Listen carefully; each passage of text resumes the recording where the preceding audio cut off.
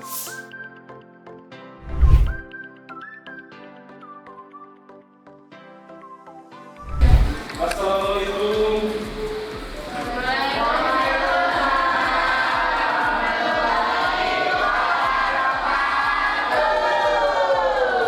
Kurang semangat salamnya, saya ucapkan salam lagi. Assalamualaikum.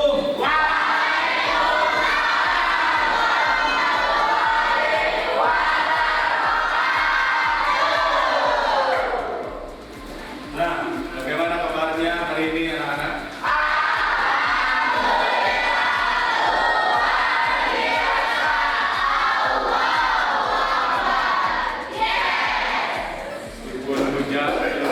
Tidak mengurangi semangat kalian untuk belajar ya. Nah, silakan kita pimpin doa dulu. Siapa yang kainnya ada? Silakan, Aris bisa untuk memimpin doanya. Duduk siap kan? Sebelum belajar alfabetnya kita berdoa. Berdoa dalam hati masing-masing mulai.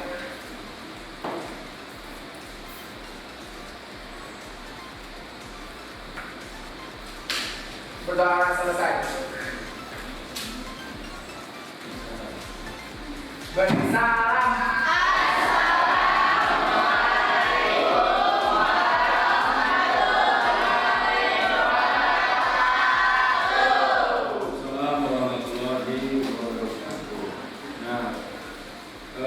Saya absen dulu ya. Apakah hari ini hadir semua? Siapa yang sudah hadir? Adi Surya sama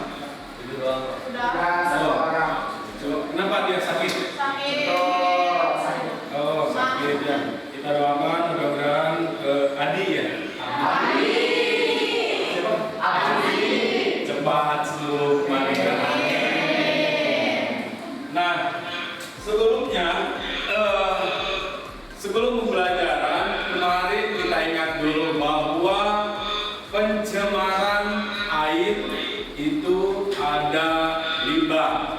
Pencemaran udara itu contohnya misalkan pabrik yang mengeluarkan asap udara. Bahkan ketika di Santiong ada dulu yang namanya kremasi atau pembakaran mayat di Santiong. Tanah. Kalau pencemaran tanah di kita kan itu banyak sekali produksi bata. Ya, sehingga yang tanahnya itu tadinya subur ya, dia gali supaya 1 sampai 2 meter itu digali tanahnya, karena kesuburannya diproduksi menjadi bata. Kemarin kita contohkan bahwa limbah pencemaran air itu ada di Sukarga, limbah atau pencemaran udara kita contohkan di Santiong, dan limbah tanah kita contohkan di sekitar Karangpawitan. Contoh dari pencemaran lingkungan ada nggak di rumah? Baik itu pencemaran rumah tangga, pencemaran air, pencemaran tanah, ada nggak di rumah kalian? Ada. Di rumah itu plastik. Di sini ada tujuan pembelajarannya, ya. Siapa yang berani membacakan tujuan pembelajaran hari ini? Silakan, namanya siapa? Daud, silakan. Daud. Tujuan pembelajaran hari ini yang pertama adalah peserta didik dapat membedakan limbah pencemaran lingkungan. Yang kedua, peserta didik mengkonsepkan pengelolaan limbah dan pencemaran lingkungan. Yang ketiga, peserta didik dapat mengimplementasikan pengelolaan limbah dengan penerapan 3R, yaitu reduce, reuse, recycle. Nah, beri tepuk tangan untuk Daud. Bahwa limbah itu bisa berguna, limbah itu bernilai ekonomis. Di sini ada contoh dari limbah. Nah, coba belakang bisa. Nah, di sini ada apa saja di sini? Ini apa ini? Botol ya, ini sampah mungkin. Terus ini apa? Contoh dari limbah ya. Apakah kalian bisa membedakan organik dan anorganik? Organik itu apa? Berarti yang mana organik itu? Yang satu. Terus apa lagi? Yang mudah daun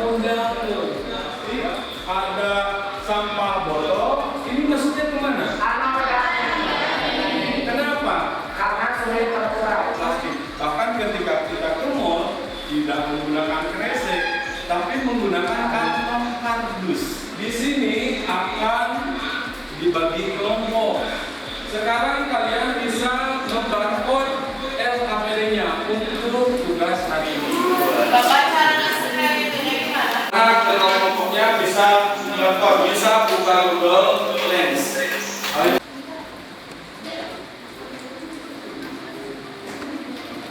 Kita akan membagikan kelompok secara heterogen. Nah, silakan, berarti saya langsung aja bagikan kelompok ya. Kelompok 1, yang kedua, yang ketiga, yang keempat, Krishna. Silakan kalian bisa bergabung dengan kelompoknya masing-masing. Silakan.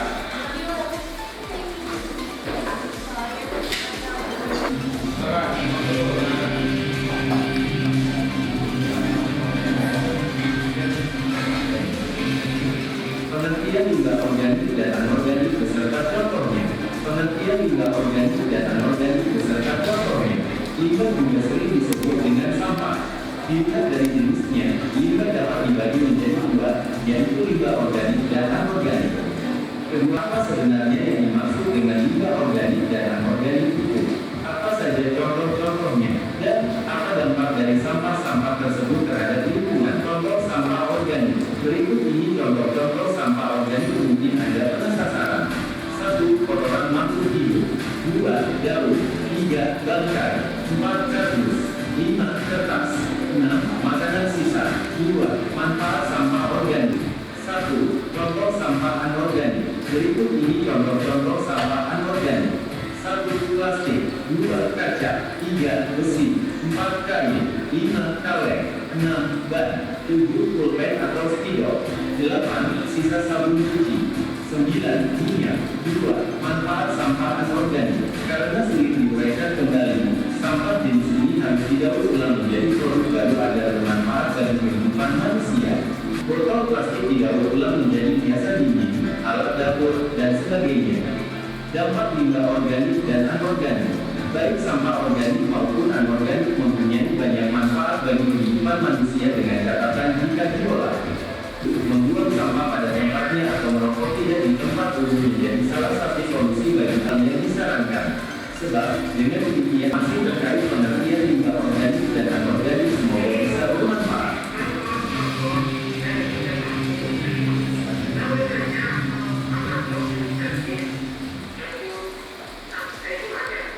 Silakan, jawab.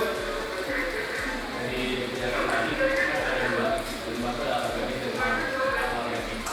Organik dan anorganik itu sebenarnya ada banyak macam, tapi dari sudah tersebut biasanya kalau limbah anorganik itu benar karena lebih sulit untuk terurai, lama, dan juga bisa kalau saya terkumpul juga bisa menjadi hak juga. Beri tepuk tangan buat siapa lagi yang bisa? Haris? Silakan. Kemudian yang saya tambahkan kan sampah organik dan anorganik itu pasti ada sisi positif dan negatifnya. Dari sisi positifnya, mulai dari sampah organik itu kan gampang diurai. Terus kalau sampah anorganik itu juga bisa didaur ulang apabila cara pendaur ulangan itu benar.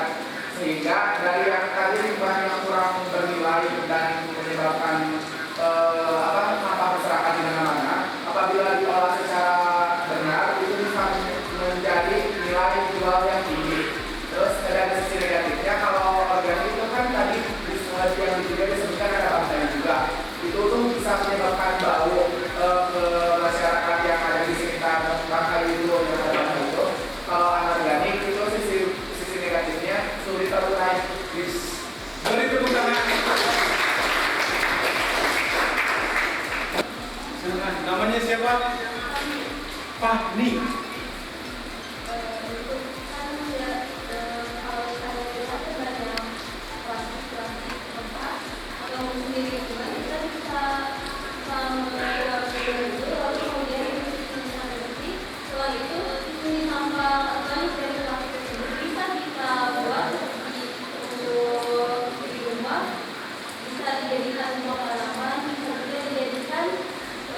Hiasan-hiasan seperti membuat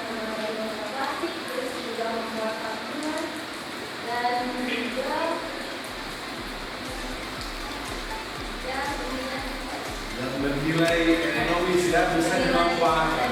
Beri tepuk tangan lagi. Ya. Kalau begitu, kami itu mencontohkan pencemaran pada atau limbah anorganik yang mengkreasikan menjadi hiasan-hiasan, bahkan menjadi nilai jual bisa bermanfaat. Kalau misalnya ada limbah organik, itu bagaimana cara mengatasinya? Kalau contohnya berarti apa? Kalau misalnya organik, siapa? Siapa namanya? Bunga, silakan Bunga.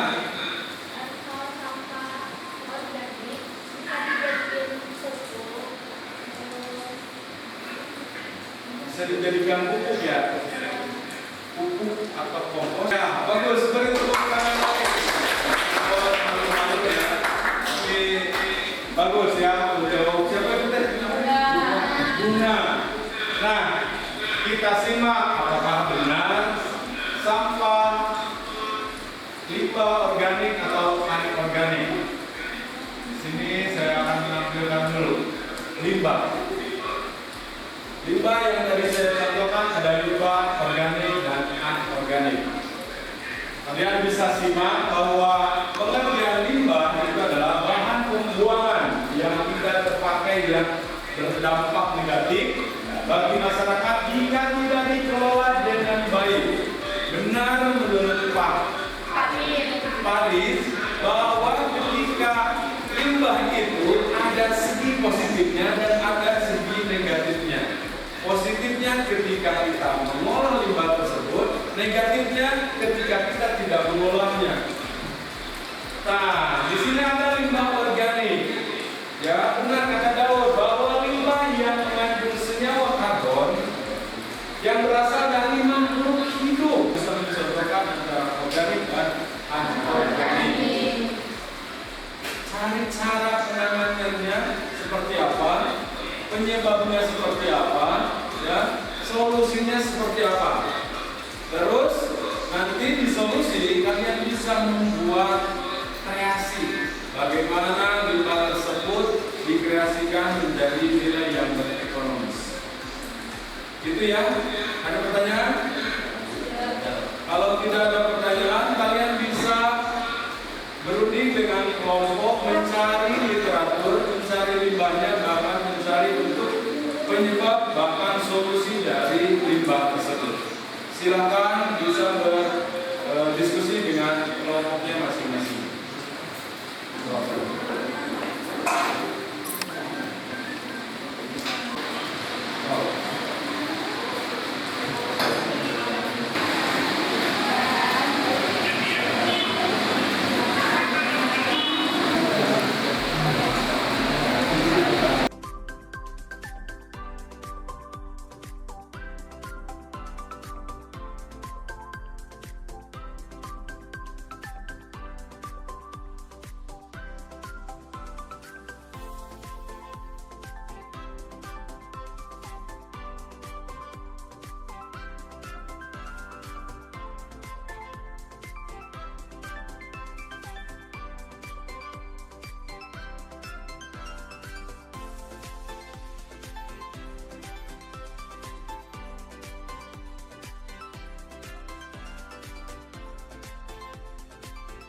Mulai besok sampai dengan minggu depan. Minggu depan kita ketemu lagi. Ya, kalian mempresentasikan produknya yang kalian buat. Berarti ada waktu seminggu untuk kalian membuat produk tersebut. Ya, terus kalian dokumentasikan pembuatannya. Misalkan lagi di rumah siapa membuat produknya, bahkan sampai ya menggunakan video ataupun dokumentasi. Nanti saya akan telepon kalian video call, bahkan melihat hasil dari kegiatan kalian selama 1 minggu. Ya, nanti saya akan cek. Nah, berarti kalian presentasikan sekarang perencanaannya dulu. Nanti minggu depan kalian presentasikan produk hasil dari pembuatannya. Pertanyaan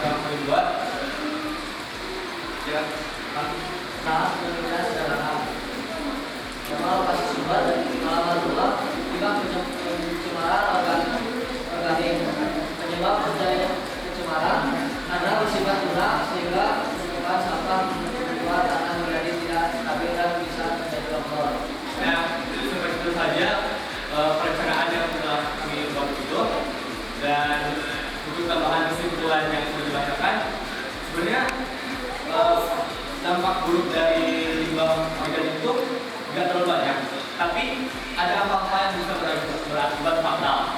Seperti tadi disebutkan, ada mikroorganismenya yang bisa penyakit. Terus juga kalau kita membuat kompos itu akan menimbulkan gas metana. Gas metana itu akan menyebabkan pemanasan global. Dan mohon maaf bila ada yang salah atau kesalahan kata. Wassalamualaikum warahmatullahi wabarakatuh.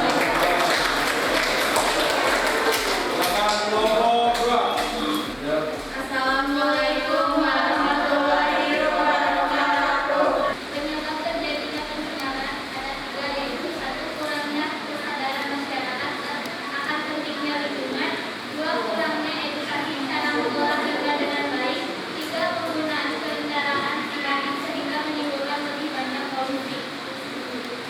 Menurut proyek Kalimun dari Bapak Kelapa. Nah, di sini kami mengambil dari Batok Kelapa. Kami mengambilnya itu dari limbah, bukan dari beli kelapa. Terus nantinya itu diubah jadi Batok Kelapa. Kenapa? Karena kami mulai dari nilai ekonomisnya. Kalau misalkan dari limbah kan itu gratis, sehingga ngambil itu kan limbah itu tidak tertulis sedang tidak terpakai. Kalau misalkan beli kan nanti kita harus beli, uangnya kan sayang itu daripada beli, jadi kita menggunakan dari limbah aja, sehingga limbah itu nantinya akan berkurang seperti itu. Dan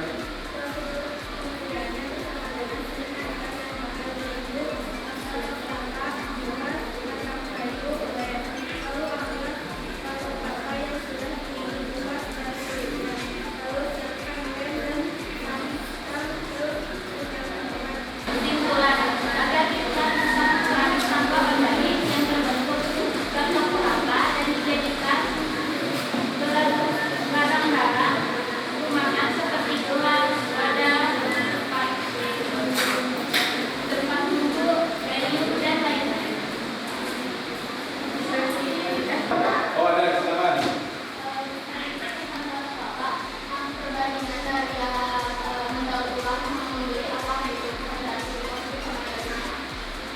dari segi positifnya itu mungkin dari ekonomis ya, dari uang tadi seperti sudah dijelaskan. Kalau misalkan tadi itu beli sama yang enggak dipakai gitu, yang bekas. Nah, kalau beli makan kita bakalan keluarin apa dia. Terus nanti kalau misalkan dijual, misalkan belinya tuh 6.000, terus misalkan dijual 4.000, dijual 10.000. Nah, nanti kan kalau misalkan dalam bahasa Sunda baginya itu nanti bakal 4.000. Kalau misalkan dari bekas kan itu dari Rp0 ya yang tidak dipakai. Nah, jadi kita langsung diolah-olah, nanti misalkan nilai jualnya sama 10.000. Nanti kita bakal mendapat untungnya full 10.000 karena tidak mengeluarkan biaya apapun. Seperti itu. Sekian dari kelompok ini. Mohon maaf bila ada kesalahan. Wabillahi taufiq wal hidayah. Wassalamualaikum warahmatullahi wabarakatuh. Kelompok 3, silakan. Kelompok 3. Assalamualaikum warahmatullahi wabarakatuh. Di sini kami dari kelompok 3 akan mempresentasikan tentang perencanaan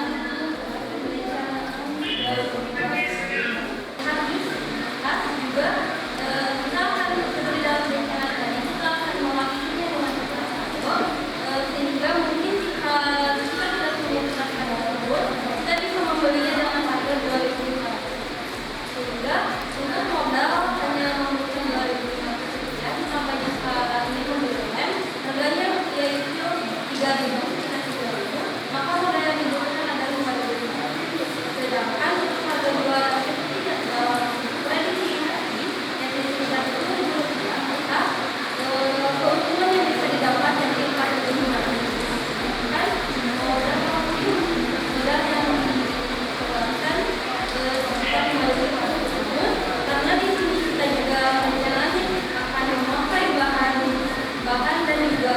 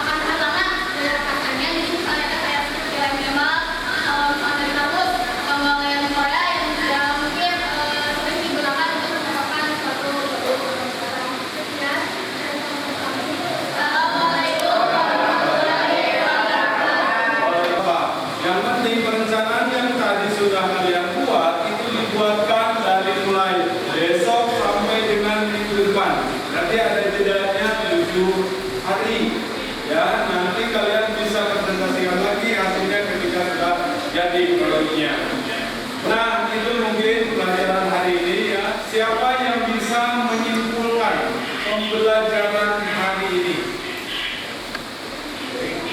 Setelah belajar tentang limbah,